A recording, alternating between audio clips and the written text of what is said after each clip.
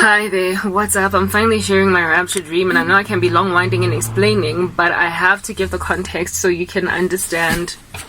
It took so long for me to come here first and foremost, and secondly, my apprehension where it's coming from to share and all that jazz. And also, I don't want to give you guys like a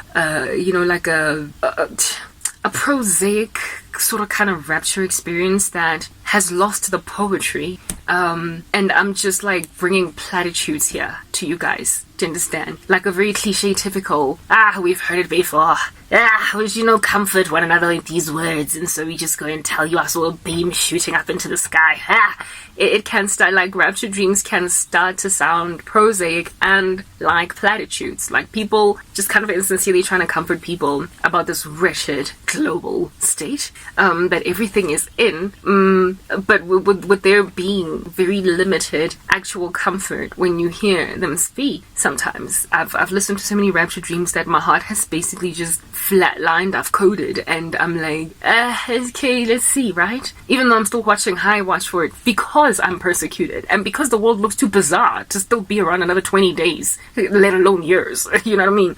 So I'm still hopeful for it, but I'm trying to like not get my hopes too high, leave room for disappointment. Otherwise I would just enter into so much morbid depression that I wouldn't be able to deal. So let's get straight into it, okay? My rapture dream commencement. This is where it started. Alright. Lord have mercy. Okay, so it's about the details. It's about the details. Where shall I start? I was going to get married to a human individual here on the planet.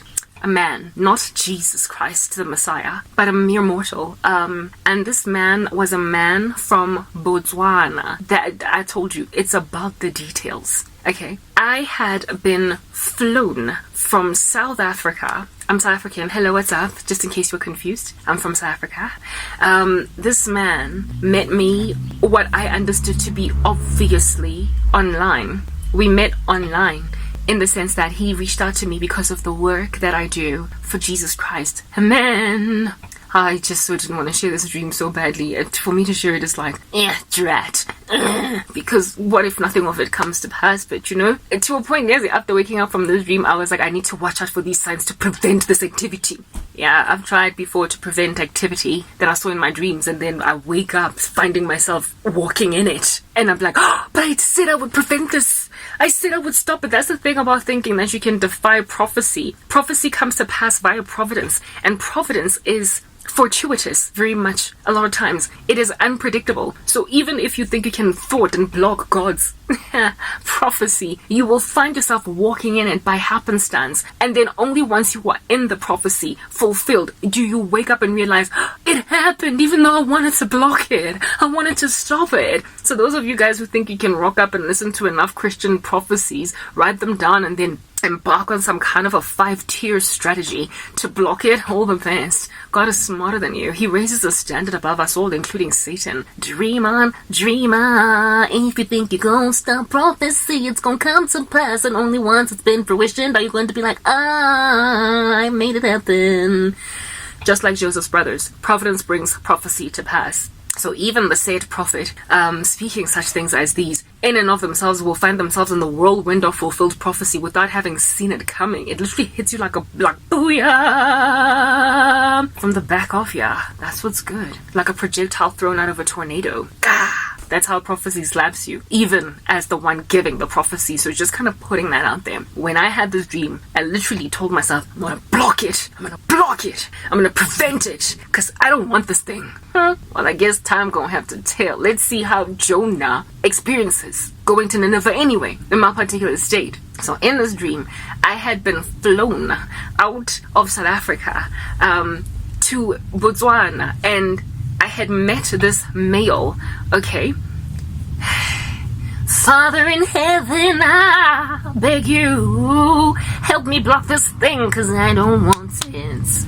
I got to that game. I already come from some American dude that played games, pulled stunts, was a witch, hurt me.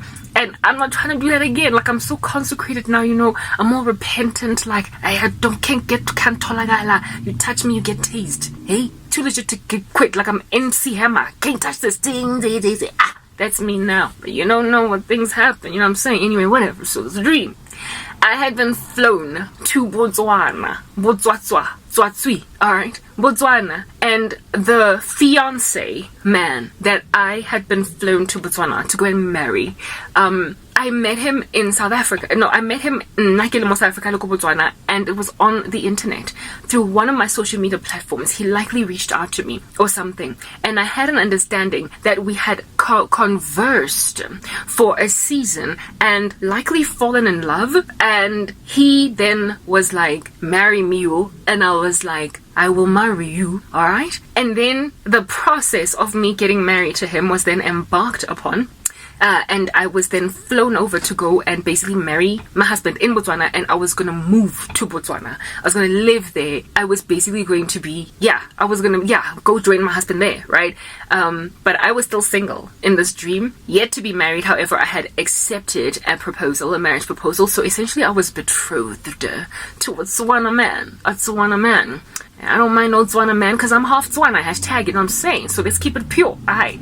So here it is that I am besotted with, or at least I imagine I'm besotted with a Tswana man. And I find myself getting, I wasn't flown, I didn't have the dream. In the dream, I didn't see myself fly to Botswana, but I already landed in Botswana. But herein lies the deal. That's why I get it. I want to block it. I want to block it, I want to go grab all different kinds of sandbag and prevent it from coming through. Military exercise. I'm going to go and put sandbag so no tank from the devil can come into my territory. Block it, you Jesus, me I go bind it. Matter like I said, Providence will show you flames. The thing about dreams, they're weird like that. They're weird.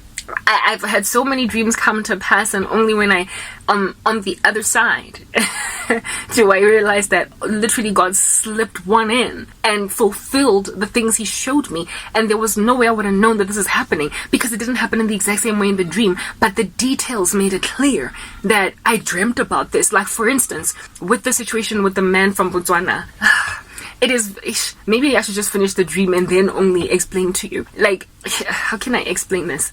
I could get a dream of like meeting a man from America at Clearwater Mall. Do you understand?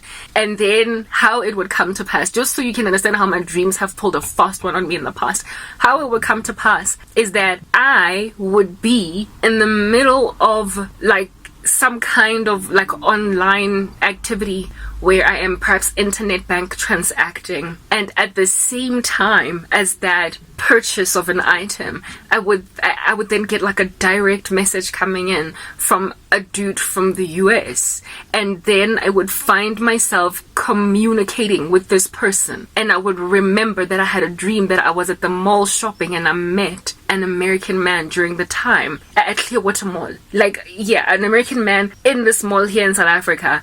Almost as like an American man rocking up greeting you in the mall with an American accent and all. That's the dream. And in waking life, I'm online shopping and I get DM'd by an American man. And it's like, that's how it comes to pass. So literally, there's no blocking it. I can't prevent it because I can't foresee the exact details coming to pass, because it's a mix of providential circumstances that ultimately turn out to be true. Which is why I'm languishing to God on something. I don't want this thing to come to pass. I don't want it to come to pass, because how am I going to prevent it? I will stand up all night, stake out my environment and prevent it. So that's what someone do. And then it happens anyway. And I'm like, I dreamt about this. It's just the details were all discombobulated. That's how my spiritual gifting works, you guys. It's so frustrating. Next part.